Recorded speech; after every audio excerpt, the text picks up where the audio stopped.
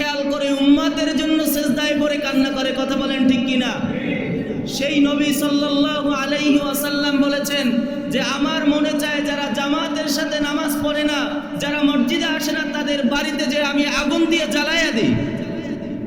আল্লাহ রাসূল সাল্লাল্লাহু আলাইহি ওয়াসাল্লাম সাহাবীদেরকে বললেন, শুধুমাত্র আমি তাদের ঘরে আগুন জ্বালাই না এই কারণে, ওই ঘরের মধ্যে মা বোনেরা আছে, মহিলারা আছে, ওই ঘরের মধ্যে ছোট ছোট নাবালক বাচ্চারা আছে, ওদের কারণে আমি ওই ঘরের মধ্যে আগুন জ্বালাই না। ওরা যদি না থাকতো তাহলে ওই ঘরের মধ্যে আমি আগুন জ্বালাই দিতাম। যেই নবীর মধ্যে এত মায়া ভালোবাসা থাকার পরে যে নামাজের ব্যাপারে এত হুঙ্কার দিয়েছেন, আর আপনি নামাজ পড়েন না।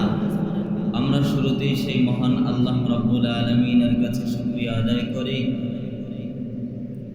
যে আল্লাহ রাব্বুল আলামিন আপনাকে আমাকে এই প্রতিকূল আবহাওয়ার মাঝেও জুম্মার নামাজ আদায় করার জন্য মসজিদে আসা এবং বসার তৌফিক আল্লাহ তাআলা দান করেছেন। আমরা শুকরিয়া আদায় করি, বলি আলহামদুলিল্লাহ। আমি আপনাদের সামনে খুতবার মধ্যে একখানা আয়াতে কারিমা তেলাওয়াত করেছি, হাদিস পড়েছি।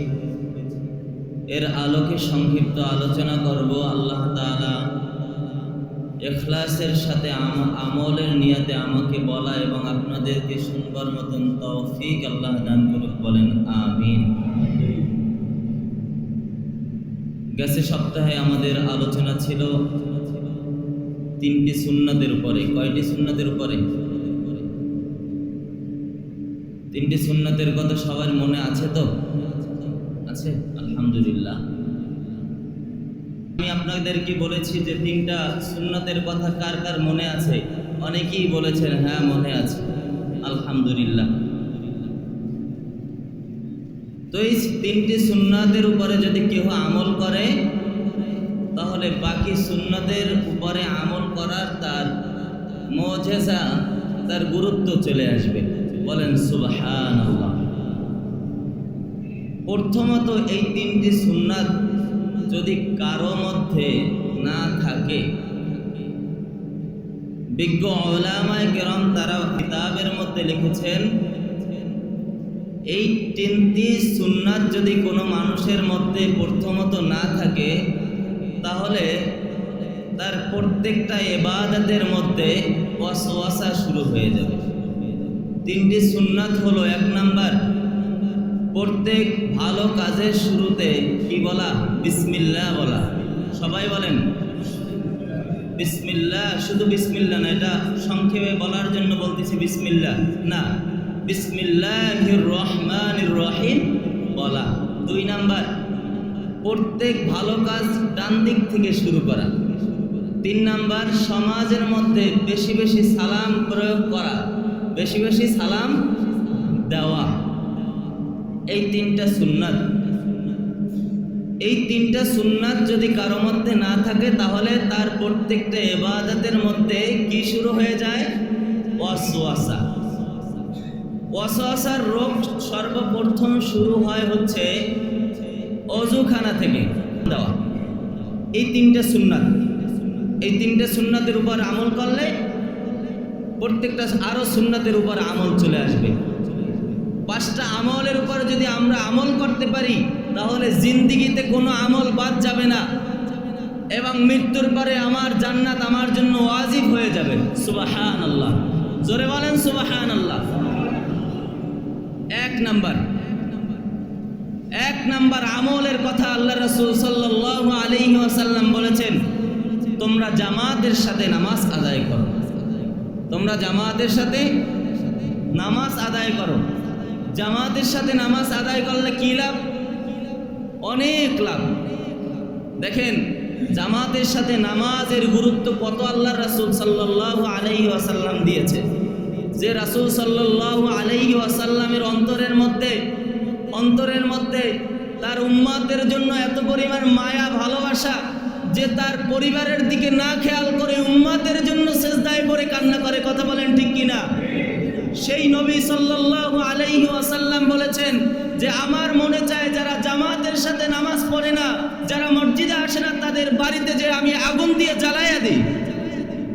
আল্লাহ রাসূল সাল্লাল্লাহু আলাইহি ওয়াসাল্লাম সাহাবীদেরকে বললেন, শুধুমাত্র আমি তাদের ঘরে আগুন জ্বালাই না এই কারণে, ওই ঘরের মধ্যে মা বোনেরা আছে, মহিলারা আছে, ওই ঘরের মধ্যে ছোট ছোট নাবালক বাচ্চারা আছে, ওদের কারণে আমি ওই ঘরের মধ্যে আগুন জ্বালাই না।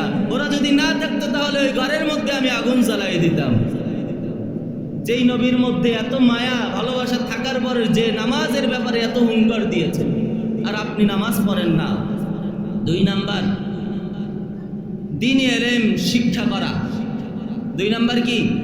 দ্বীনি ইলম শিক্ষা করা।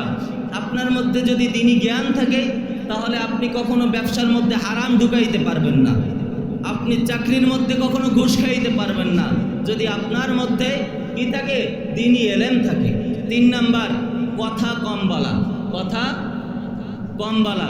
যত আপনি কথা কম বলতে পারবেন তত আপনার বেশি ফায়দা। কারণ আল্লাহ রাসূল সাল্লাল্লাহু আলাইহি ওয়াসাল্লাম বলেছেন, মান সামাতা নাজা, যে চুপ থাকে সে নাজাত পায়।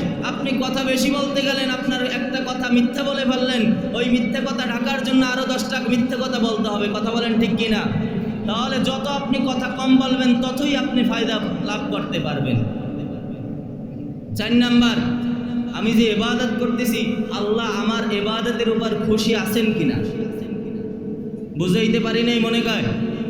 আল্লাহ আমার এই ইবাদতের উপর খুশি আছেন কিনা এটার দিকে লক্ষ্য করা। 5 নাম্বার, আমলের কথা আল্লাহ রাসূল সাল্লাল্লাহু আলাইহি ওয়াসাল্লাম বলেছেন।